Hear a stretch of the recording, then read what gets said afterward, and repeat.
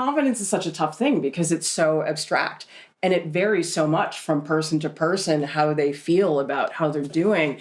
And actually what's helped me, one concrete thing, is I just tell myself I'm awesome, which is so stupid because sometimes I think when I sit down to draw, if I start worrying about how am I doing, am I a good artist, I can't draw. You're getting revved up to play a sport where you just are like, okay, team, let's go. We're awesome. We're going to just kick some butt. Even if you don't really feel like that, once you start thinking those thoughts in a way, sometimes it helps. Fake it till you make it. Yeah. And I know that sounds really shallow, but sometimes that actually helps me and you start to believe it. I feel like if you convince yourself you are something, you will kind of rise to the occasion. The first time I tabled at a small press expo or like a comic book convention, I had spent hundreds of dollars printing these comics and I was so sure that I was gonna make some money. I think I sold like 2 books. 10 minutes when no one was coming by, I realized like, oh, all of my comics are in black and white. The covers are really, I thought like sparse and like very nicely designed, but it occurred to me like, oh, that's not what gets someone to pick up your book. And so I was just sitting there like really just like sweating and like getting deeper and deeper into my head. I just wasted so much money. I'm never going to get rid of all these piles of paper. But I think the thing that got me through it is I had to take a step back and think, well, first of all, I don't know necessarily why people aren't looking at my work. A lot of this stuff is out of your control, and the only thing that is in your control is doing the work. The other thing I told myself in that moment that really helped was maybe I didn't like myself in that moment when the comics weren't selling, but how did I feel about myself while I was making the work? I liked who I was when I was making that work. Everything else about that process was great, and I felt like an artist again, like during that process. If you really just like stick to your guns and stay in it for long enough, you will sell something. Someone will find your work, even if it's a relatively small audience. Part of it is you really have to develop a thick skin. For me, it's been a constant struggle, but there are certainly comments that people will make about my work now that I know I would have had a nervous breakdown 10 years ago, and I would have let it affect me for weeks on end, and it would have paralyzed my ability to work. And now when somebody says something, I'm like, okay, and then I just move on. Yeah. And sometimes it's not even what someone says, it's what someone doesn't say. Yeah, when you get no reaction at all, that's actually worse. It's awful. Yeah. I think it also helps to be really flexible and open-minded about what you can accomplish as an artist. Because I know when I got out of graduate school, I had this checklist of things that I said, I got to do these things. I have to become a tenured professor. I have to win a major artist grant. I have to be in a museum collection. I have to show at a Chelsea, New York City gallery. And I thought, those are the things I got to get. And the thing is, all these years went by. I was like, I haven't checked off a single one of those things. And I just felt horrible because I thought, I must be worthless if I didn't even get one of those things on my list. And I realized that wasn't my list. That was a list that someone else gave to me, that they said, this is what you're supposed to do when you get out of graduate school. This is what success looks like. Exactly. And then I thought to myself, you know what? It doesn't have to be that. I can create a different type of success. And that totally changed my mindset because I think it's really dangerous to tell yourself, if I didn't achieve these 3 things, I'm worthless. I think it's like you're totally setting yourself up to be really disappointed. Instead, look at some of the other options or do something that's a little bit more attainable in a shorter term that you can really take control of. Because when you apply for an artist grant, I mean, once you send off that application, that's it. I mean, that's not really anything you have control over. One of my colleagues, he used to say this to me all the time, and I always think this anytime I get disappointed.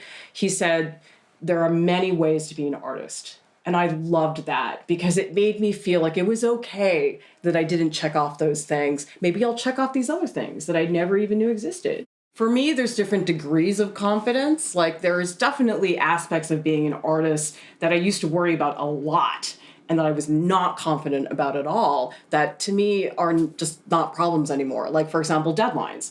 I know I'm going to make the deadline. I mean, I'll still get stressed about it and I'll still work really hard to meet the deadline. But I know when I was younger, when I was in art school, that was something I didn't have a lot of confidence about in myself. Like I wasn't sure that I really could do it. And now I know I can. Whereas confidence in terms of where my work is going in the direction that I want to push it in, that's something I feel like I'm never confident about. In my situation, I've always struggled with how my work was received. I was always scared to show people my work and bring it to critique. And something I've begun to realize this year is that it's going to vary from person to person how they see my work.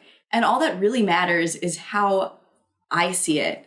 And if someone gives me a piece of advice that I don't necessarily agree with, and I don't think that's going to look good, then I'm just not going to do that. I'm not going to take their piece of advice. I'm going to do what I think looks good and I feel good doing and I enjoy doing. Yeah. So do you feel like in terms of the way your work has been received, you really have to put your foot down? Like, has that been hard to do in the past? When you put yourself in a situation where someone's giving you advice, or if you're in a critique situation, the critiquer seems all powerful and they're just a person. They have their own doubts and I don't need to take their advice. I mean, it's good to listen because you may learn something and maybe they're giving you excellent advice, but other times, maybe it's good to just take it with a grain of salt and do your own thing. Really, what critique is for is determining whether or not your intention is coming across. It's up to you to figure out the best way to make your intention read. The stakes are very low. You don't have much far to fall. Like, you're not going to throw away some sterling career. You're just getting started. This piece, you can always just throw out and do another one. And 20 years later, you're not going to care about it. Yeah, exactly. In order to be more confident about your work and its worth, you also have to cultivate this attitude of not really caring about it. Well, I think what drove me crazy when I was in art school is just always comparing myself to the artists and saying, how am I doing compared to this other person? And, oh, they can draw this so much better than me. And I think that's toxic as an artist. Because the thing about being an artist, it's not like there's an Olympic gold medal that only one person can win. I mean, I really think what's amazing about being a visual artist is you really can make your own place. Like, I remember my senior year in art school, I was in this portrait painting class, and there was this one student who did these incredible portraits. I mean, they were like drool worthy. Like, I'd look at them and just be like, how do they do that? And I remember feeling so worthless looking at their portrait paintings and feeling like, my God, mine are so inferior. What am I ever going to do? Yeah. And so that was very hard on me because I feel like I really lost a lot of confidence in that class because no matter what I did, no matter how hard I worked, no matter what I tried, I just could never measure up. Later on, I think what helped me is I started saying to myself, okay, well, that student can paint that way. Fine. What can I make as an artist that they can't make? What can I talk about that only I can talk about? And so that's why a lot of my recent work has really been about my own personal experience, because I'm like, you know what, I own that. That's my experience, and nobody else can say that. So in art school, I also had a similar experience where I was comparing myself to my classmates. We were in a very small class. Something I realized while working on my thesis is that all our work was so dramatically different. What another person had to say in their artwork had absolutely nothing to do with what was happening in mine. So there was actually no real way to compare if they were better or if I was better or who was behind, and it just didn't make sense. And it's really not worth stressing over because everybody's just in a different place. Well, yeah, because there's no clear metric in art. Like, there's no objective way to measure how one thing sizes up to something else. There's always going to be artists that are more technically proficient than you. Your sort of currency is your own perspective, and like, that's the one thing that you have. Maybe your work won't be the best, but it'll at least be unique. You're going to develop the skills naturally that you need to communicate your own specific perspective. It's really something you don't need to worry about. You just kind of have to push forward. When I was a young artist, like say in high school, I really didn't feel comfortable calling myself an artist. And I think that's a huge example of like a lack of confidence, is that I didn't want to tell people what I did. And I didn't feel comfortable with that word because to me, artist was like, artist with a capital A. Right. It's a serious thing. Uh-huh. There are no qualifications for being an artist. Let's say you've gotten to that point where you can say, okay, I'm an artist. And let's say you're working professionally, you've got your website set up, you've made some professional contacts, but your career is not really going where you would like it to go. Like a chronic thing that a lot of artists say to me is, why isn't my work selling? Or why can't I find a gallery? And how come no one's interested in my work? I mean, I think that for me is where I really get the confidence dip, because you just say, well, if nothing's happening, it must be because something is wrong with my work. I guess what helped me is I had one colleague who had 20 years more experience than me, and they said, you know what? I had some years as an artist where I just made my work and nothing happened. And I thought, wow, that makes me feel much better. So I think it's helpful to find other people and talk to them about their experiences. And that's where I do think confidence doesn't get better necessarily. You just know how to deal with it more, the more experience you have. The other self.